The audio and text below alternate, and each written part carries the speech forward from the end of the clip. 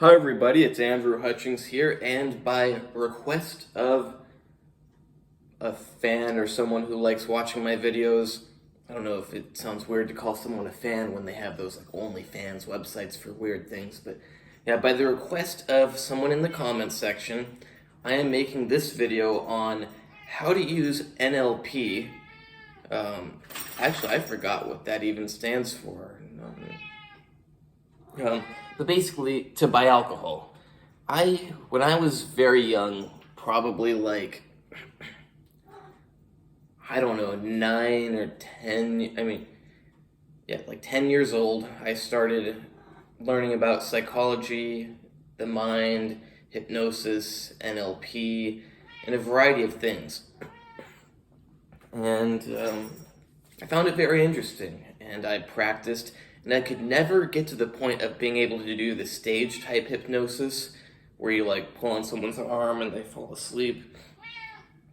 I think that that's not really real. Like, I think if somebody wants to make it happen, that you could make it happen, but like, I always thought, when I was a little kid, I was like, imagine if I get so good at hypnosis that I get in a fight with somebody and then I just am like, sleep, and then they fall asleep in the middle of the fight. But you can't do that unless you were to hit them in the head hard enough that they fall asleep.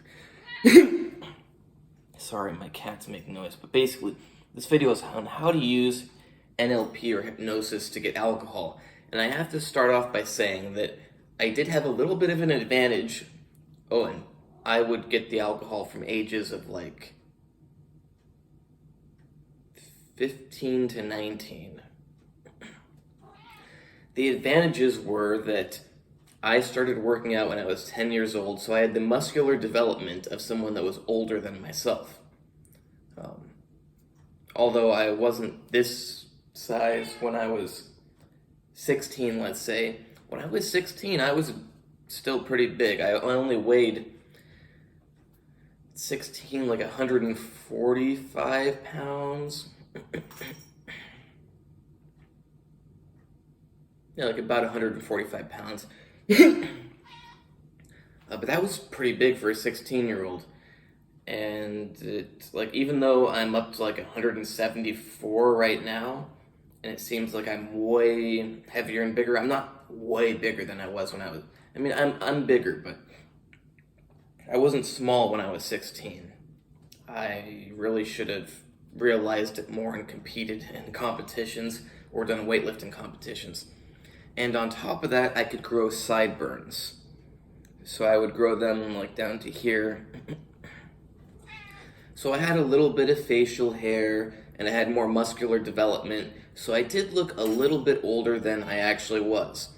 However, that is not what allowed me to get alcohol all the times that I did. And I had like a 99.9% success rate. Even in the Utah State Department of Alcoholic Beverages, where there were like these big old long lines, like really, it's hard to measure things in feet, but like, let's do yards. So there were like 30 to 40 yard lines, quite a few of them in the store, mostly of middle-aged people, or 50 years old. Like, their hair was going gray. None of them needed to show an ID. They made them show IDs, but none of them needed to show an ID. I was the youngest person. There were probably some other non-50-year-olds in the store, but I was pretty much the youngest person in the whole store. Some friends of mine at the time, who were just over 21, had got some alcohol, but they didn't want to get the alcohol that I wanted to get. So I told them, like, I'm staying behind, I'm gonna get it. They're like, how are you gonna get it? You blah, blah, blah, blah. This was actually one of the later times. I think I was 18 or 19. But I did it when I was younger too. But this is a great example. So they thought there's no way I'm gonna get it, so they're waiting for me in the car, like, let's just wait until he finally gets to the cash register and they tell him he can't get it and he comes back out. But I get to the cash register and I think what I got was vodka and ginger beer. Yeah. I think that's what it was, for Moscow Mules. And I got to the register, and to be honest, I don't remember exactly everything because this was 5-6 years ago.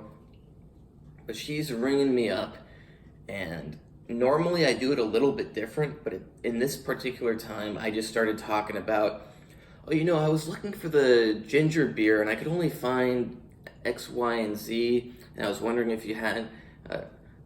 I really don't remember our exact conversation, but I was talking about it. I asked her some questions. She's like, oh yeah, I love Moscow Mules. I'm always making I love this one the most, blah, blah, blah, while she's ringing me up, and we're talking. And I'm like, so you think I should run back over there and I should get the other one? And I engaged her. So the focus was making the best Moscow Mule. And she didn't think to ID me, and that was that. And I got my vodka and ginger beer, went out to the car, and my friends were like, did you steal that stuff? And I'm like, no, I just bought it. And they're like, no way. And I'm like, yeah, look, I have the receipt. And they're like, how on earth did you get it? I told you guys, I don't usually have a problem getting alcohol. I mean, I still preferred to have somebody who could legally get it because actually, sorry, when I said I have a 99.9% success rate, I had that kind of success rate in restaurants. In stores, I had like a 90% success rate. That's still very high.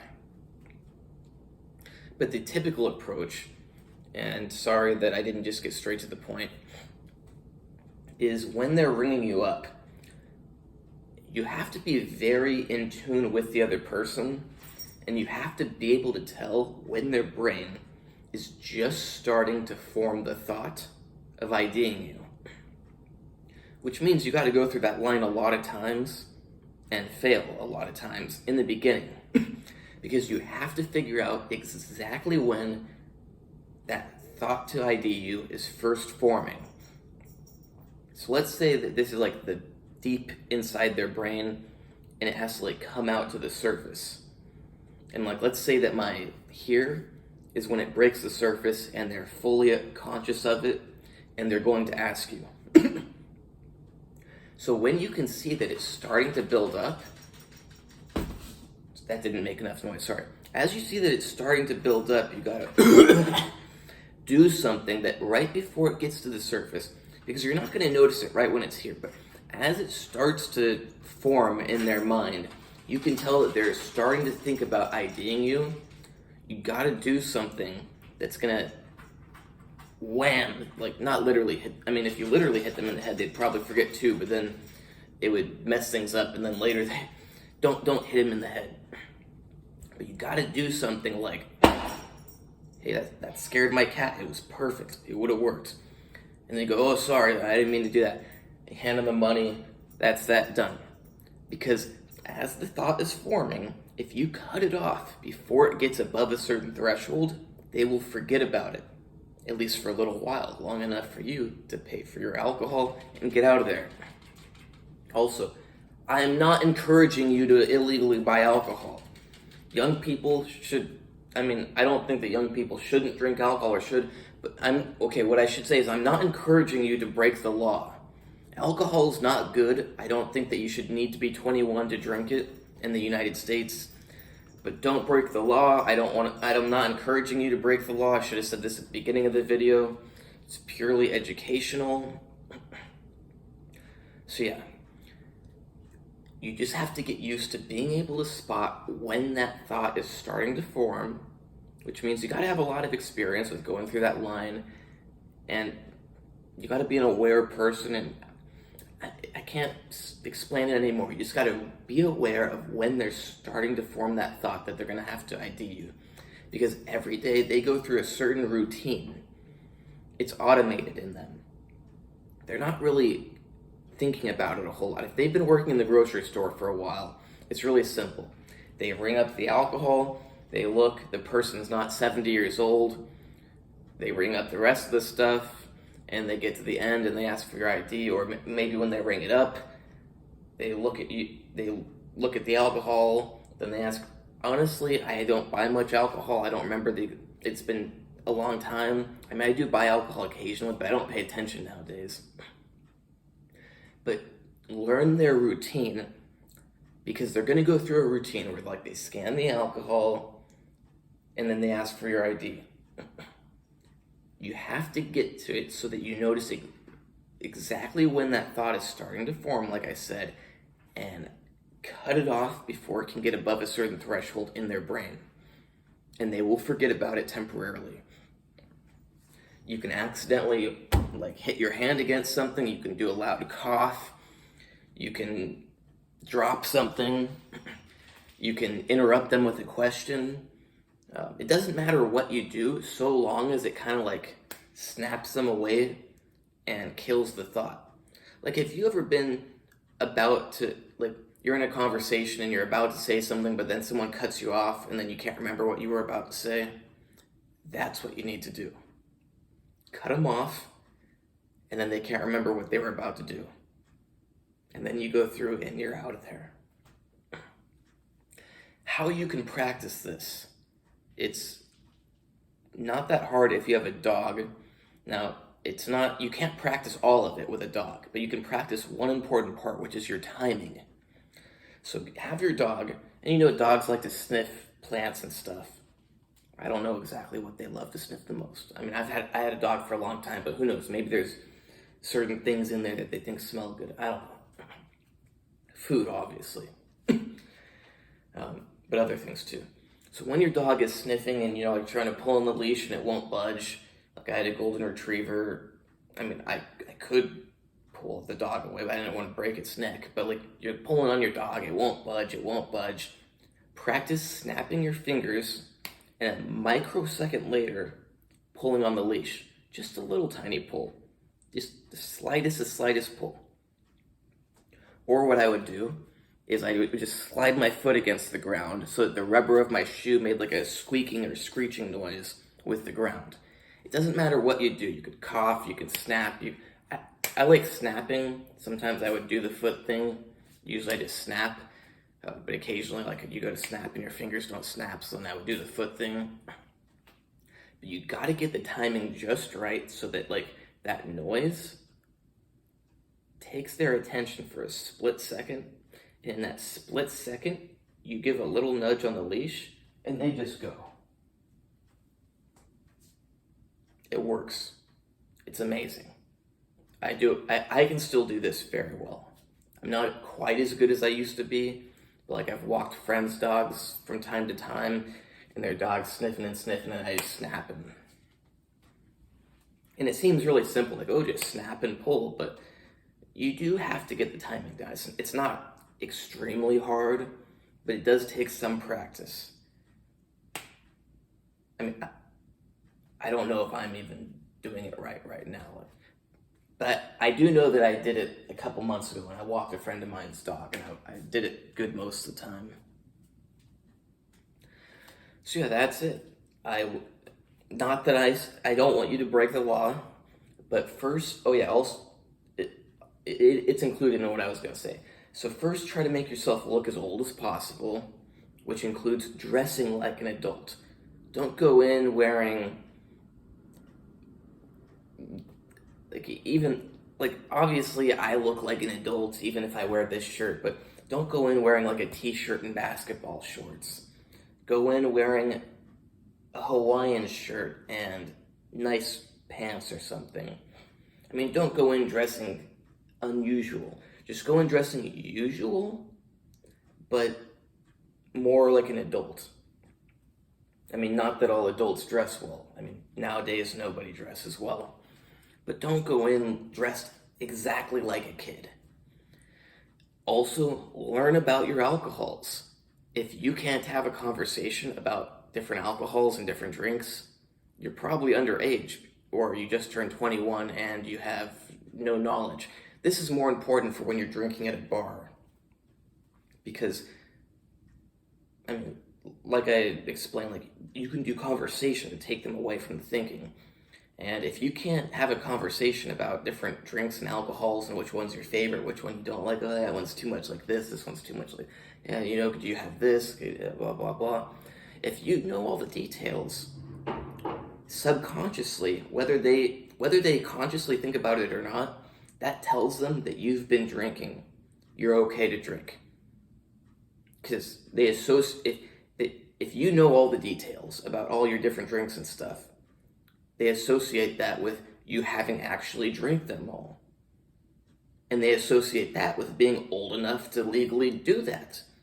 So whether they even consciously think about it or not, when you demonstrate a knowledge of your drinks that you like and the alcohols and stuff, that signals to them that you're good to go. But by itself, it's not going to be good enough. So you gotta do everything you can to look older. Just dress respectably. Have that knowledge of the drinks and the alcohols. Grow a little facial hair if you can. But if it looks like peach fuzz, don't grow it. Only grow what you can that will look good. Try to accentuate your receding hairline. So I actually had a little bit of a receding hairline when I was younger, not like I do now. But I would often make sure that because I had shorter hair at times, I would make sure that it really showed.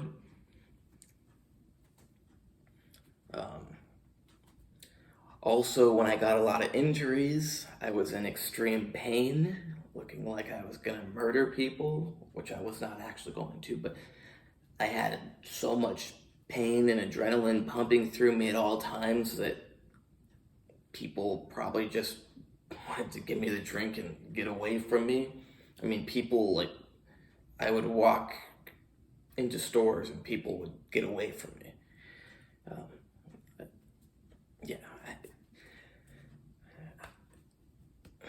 It was not good. I mean, my injuries were not good and not a good part of my life.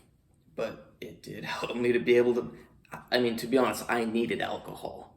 If I went to a restaurant, I had to have alcohol because if I didn't, my pain was so severe that I had to numb the pain with whatever I could. I had nerve damage, by the way. That's pretty damn severe.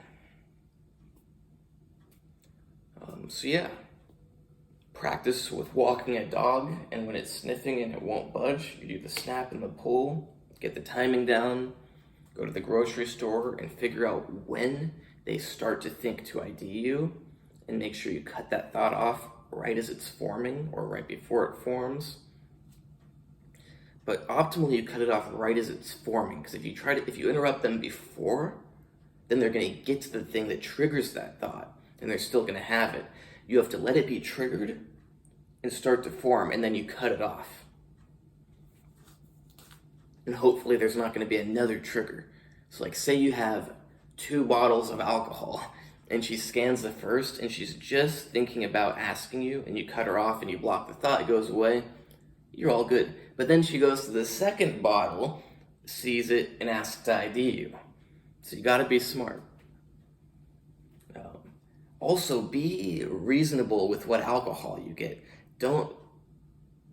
I don't remember exactly what kids would used to do, but whatever kind of alcohol kids usually try to get at the grocery store, don't get it. If kids normally buy a gigantic thing of beer, get a bottle of decent whiskey or something. Don't get the most kid type order that there is.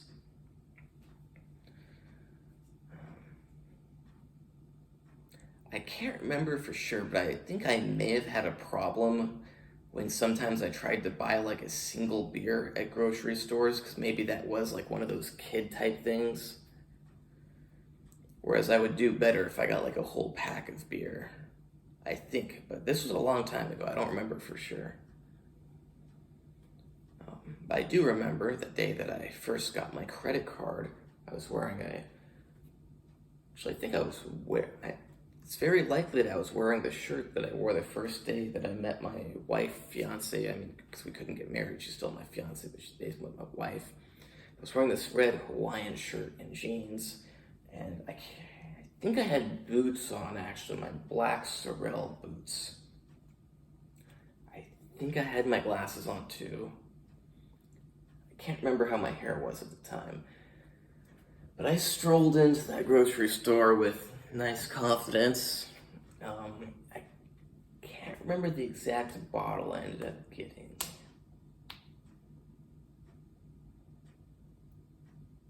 It may have been Green Spot whiskey, or it may have been Angel's Envy. But I can't remember for sure.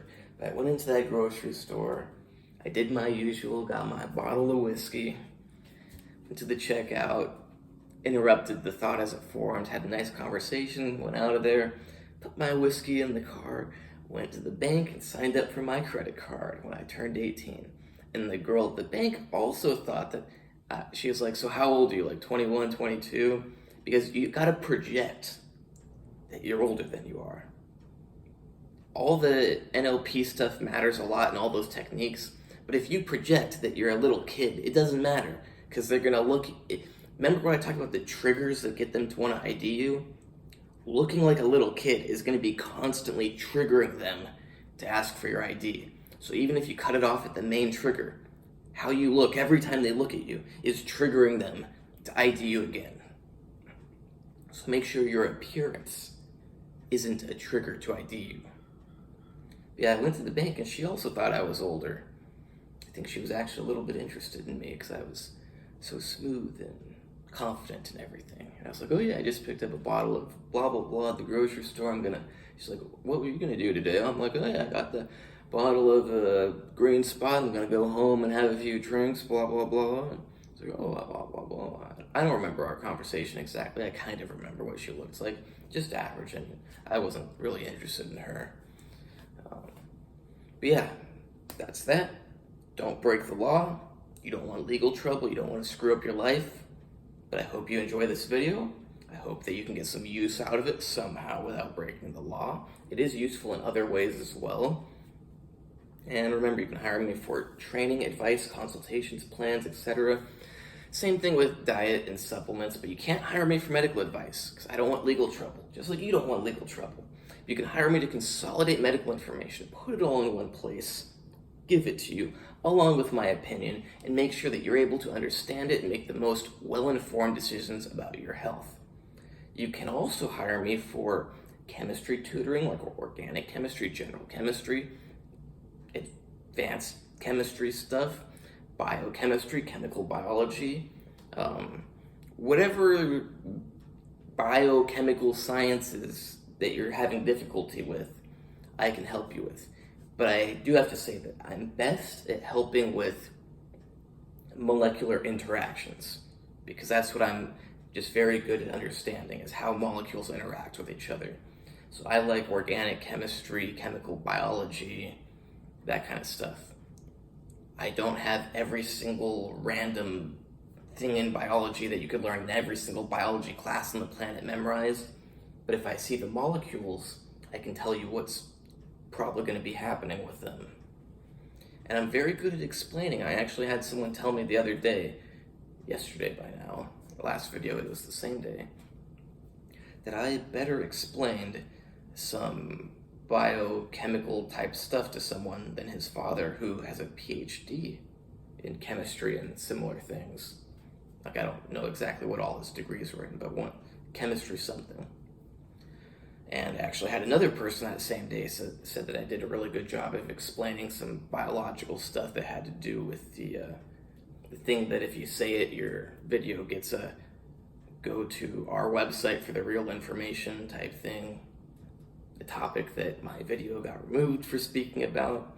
But check out my Instagram, because I have a video on there that did not get removed. My Instagram is natural_true_fitness. Website is andrewhutchings.org. And please leave me a like, a comment if you like my videos, a subscribe too. Hopefully someday I'll make enough money off YouTube that I can just do the scientific research that I'm interested in, not just the stuff somebody else wants to pay for and fund. Because you can't. How am I going to do scientific research here? I can do a little bit, but not really much. If anything, I can't I can't make a virus, for example, in my kitchen. I mean, I could if I had all the stuff to do it, but I don't have all the stuff to do it. Not that I want to make a virus, but just an example.